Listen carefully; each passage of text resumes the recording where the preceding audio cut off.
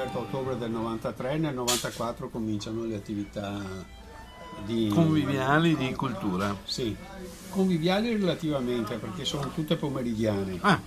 E in altre occasioni conviviali. Certo. Ma qua ci sono i poeti più importanti, veneti, italiani, veneziani, veneti, italiani. Allora, questo stiamo versando il Carniga, Solare Classico, è un vigneto singolo, appunto denominato Carniga, è un 2015, è un vigneto che è situato intorno ai 120 metri sul livello del mare, è un grande vino di grande struttura, è un rosso vestito da bianco, mi piace definirlo così per la sua struttura, di grande consistenza e con abbinamenti importanti come carni bianche, speziate o formaggi come può essere il Monteveronese. Grazie mille. Prego.